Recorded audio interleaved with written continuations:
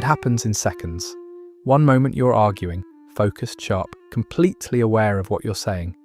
The next, your chest tightens. Heat rushes to your face.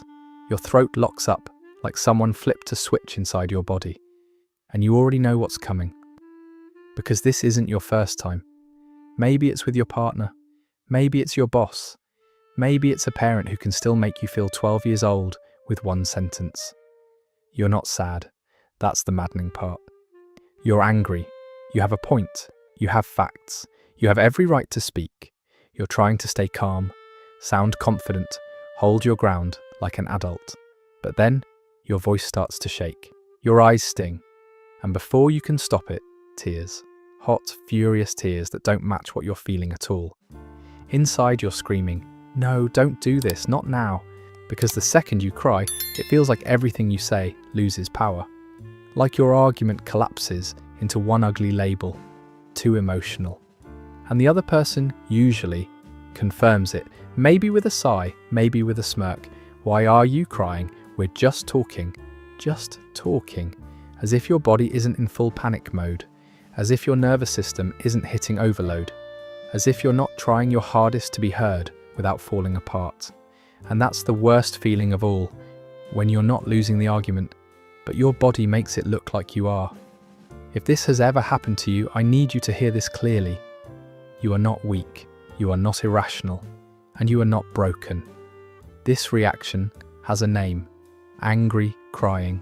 And today, we're going to break down exactly why it happens, what's going on inside your brain and nervous system in that moment, and how you can regain control without suppressing your emotions or silencing your voice.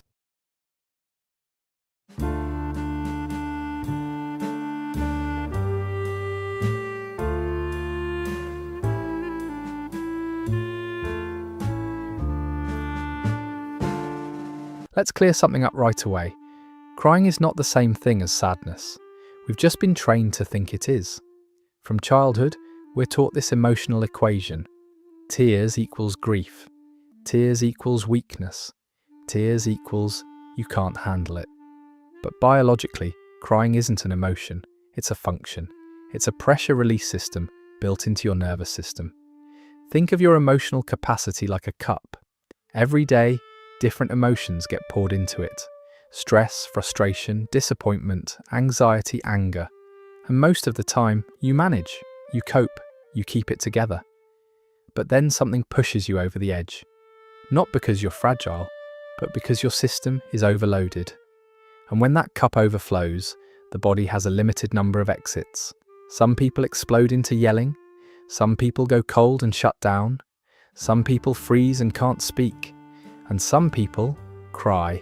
That's all angry crying really is. Overflow. It's the nervous system saying, there's too much happening right now. Too much adrenaline, too much tension, too many thoughts, too many unspoken words. And here's the cruel twist. The harder you try not to cry, the faster the tears come. Because fighting the tears adds more pressure to a system that's already maxed out. So if you've ever felt ashamed for crying during conflict, remember this. Your tears are not proof that you're weak. They're proof that your nervous system is working overtime to keep you from breaking. So what's actually happening inside you the moment those angry tears show up? It starts in a part of your brain called the amygdala, your threat detector. And here's what most people don't realize. Your amygdala doesn't care if the threat is a car speeding toward you or a person raising their voice and cornering you in an argument. To your nervous system, conflict can feel like danger. So the amygdala hits the alarm. And immediately, your body switches into your sympathetic nervous system, your fight or flight mode. That's when you feel it.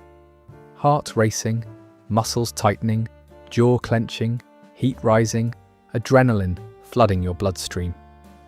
Your body is literally preparing for combat. But in modern life, you can't do what the body wants to do. You can't fight your boss. You can't run away from your partner mid-sentence. You're expected to stand still, stay polite, and use words.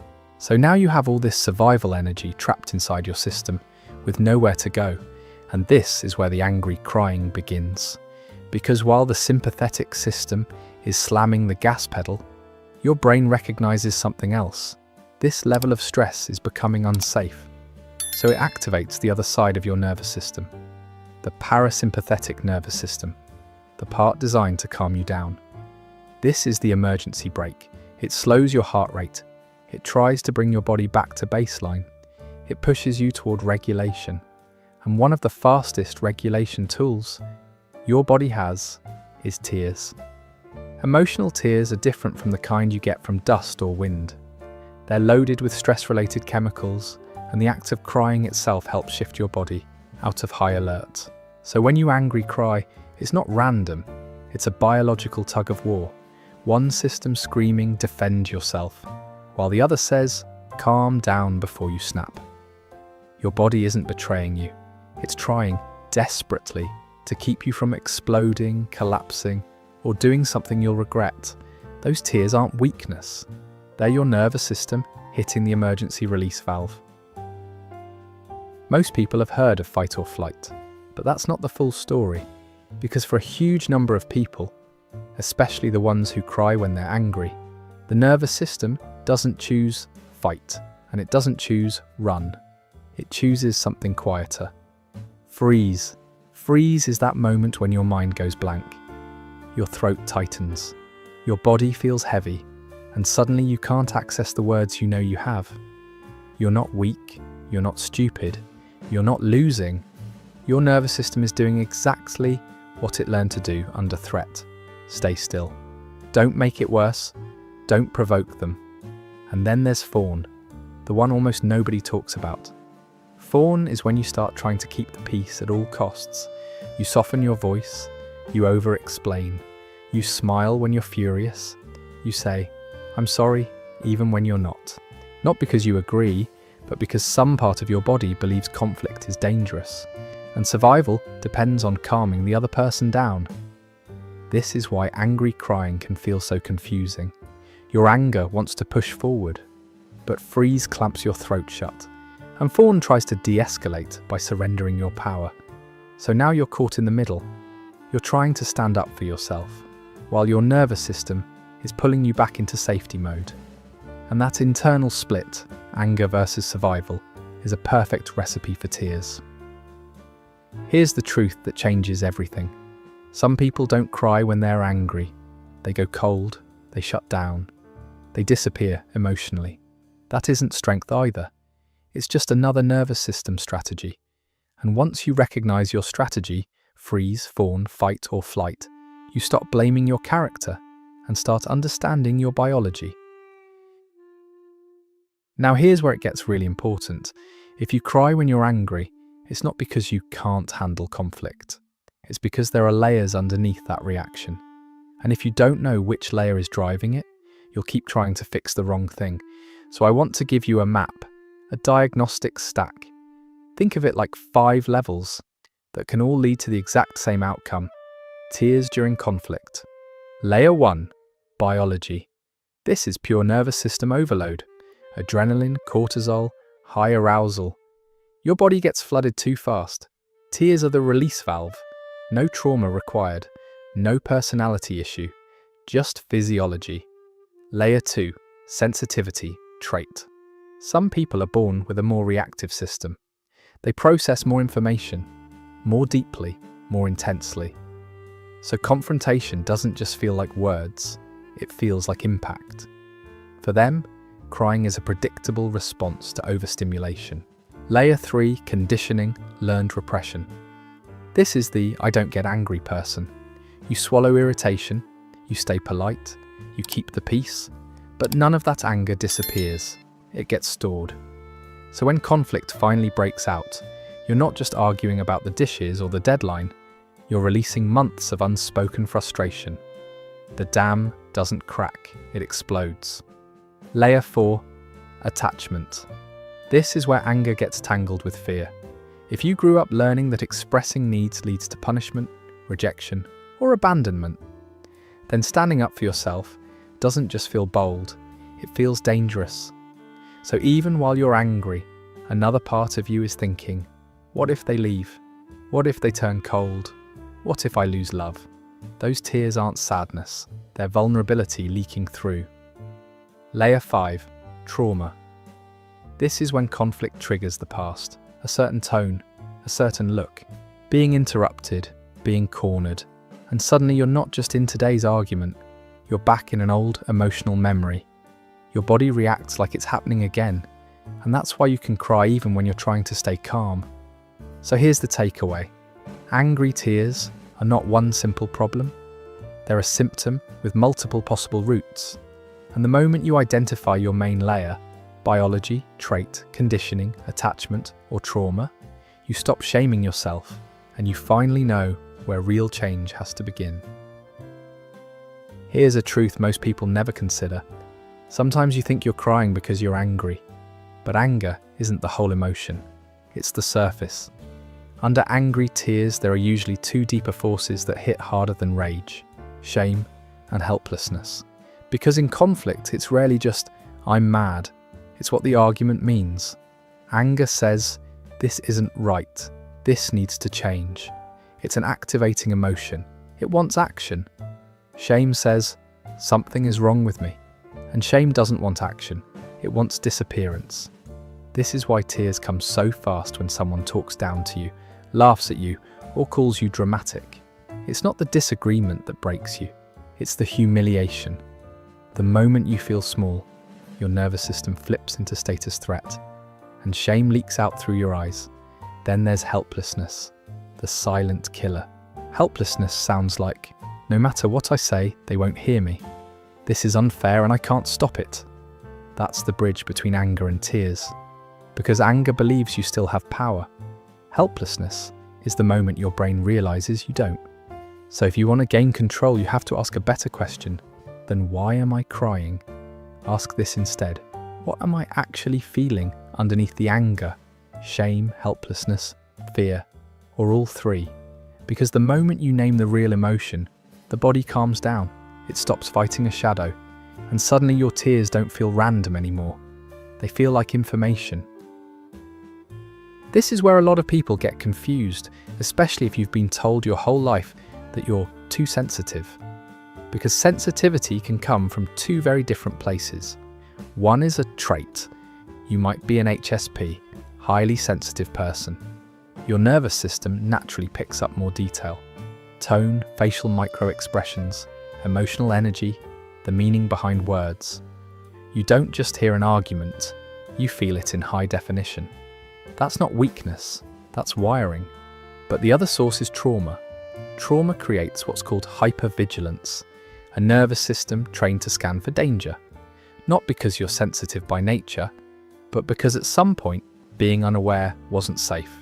So here's a simple way to tell the difference. HSP overload happens even in normal life. Crowded spaces, loud environments, too much stimulation, even when nothing bad is happening. Trauma overload happens specifically around threat cues, raised voices, cold silence, rejection, being interrupted, feeling cornered. Both can lead to angry crying, but the solution is different. If you're HSP, you need regulation and boundaries. If you're trauma triggered, you also need healing, because your body isn't reacting to the present, it's reacting to the past disguised as the present. And when you finally understand that, the shame starts to fall away. Because your sensitivity isn't the problem, the lack of safety is. Now let's talk about why angry crying feels so humiliating. It's not just the tears, it's what society attaches to them. We live in a culture that treats emotions like a hierarchy. Anger is seen as power, tears are seen as weakness, and it gets even uglier when gender enters the room. A man raises his voice and he's passionate. A woman cries and she's hysterical. Same intensity, totally different judgment. So when you cry in an argument, the other person suddenly has an easy weapon. You're too emotional. And that phrase doesn't just dismiss your feelings, it tries to destroy your credibility. It shifts the conversation from what you're saying to how you're expressing it. But here's what most people don't realize. Sometimes too emotional isn't an observation, it's a power move. Because if they can make you feel embarrassed for having a nervous system, they don't have to actually answer your point. And yes, some people genuinely feel overwhelmed by tears, but others use that moment strategically to regain control. So if you've ever felt like your tears made you lose an argument, remember this: your tears don't erase the truth. They simply reveal the pressure you were carrying. And anyone who uses them against you is telling you exactly what kind of person you're dealing with. Okay, now we get practical. Because understanding the psychology is powerful, but in the real world, you still don't want to cry in the middle of a performance review or a boundary-setting conversation. So here's the rule. You can't think your way out of a nervous system hijack. You have to regulate through the body first. Tool 1. Box breathing. 4, 4, 4, 4. Inhale for 4. Hold for 4. Exhale for 4. Hold for 4. Do it like you're drawing a square. This forces your vagus nerve to activate the parasympathetic system. It tells your brain, we're breathing slowly, so we must be safe. And safety is the off switch for tears. Tool 2. Grounding. 5 to 4, 3, 2, 1. When your mind starts spiraling, they hate me, I'm failing, I look stupid. Ground in reality. 5 things you see. 4 you can touch. 3 you can hear. 2 you can smell. 1 you can taste. This pulls your prefrontal cortex back online, the part of you that stays articulate. Tool 3. Look up plus tongue to the roof. Yes, it sounds weird, but it works. Tilt your head slightly up and press your tongue gently to the roof of your mouth. It interrupts the crying reflex and resets posture, so you don't collapse inward. Tool 4. The strategic pause. This one is power. You don't have to finish the argument while dysregulated. Say this, calmly, slowly. I'm getting overwhelmed. I want to speak clearly. Give me 10 minutes and we'll continue. Not an escape, a reset. Tool 5. Own the tears. If they fall anyway, don't apologize, don't shrink. Say, these are stress tears, I'm not sad, I'm angry because this matters. Please listen to my words. That single sentence takes your power back and forces the conversation to stay on your point, not your face.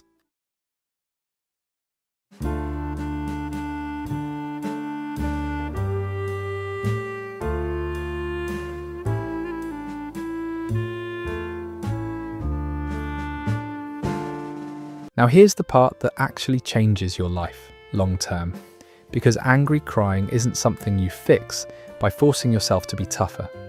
You change it by training your nervous system to feel safe, while you stay powerful. Step 1.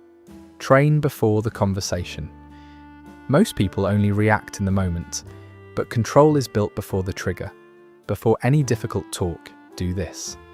Write down 2 key points you must communicate. Practice saying them out loud. Once, yes, literally, out loud. Use a simple I statement formula. I feel tiswahi when because what I need is. This gives your brain structure, so you don't freeze under pressure. Step 2. Use communication boundaries. When someone cuts you off, let me finish this sentence. When the tone gets disrespectful, we can disagree without disrespect. When you feel yourself cracking, I need a pause so I can speak clearly. We'll continue in 10 minutes. That's not weakness, that's leadership.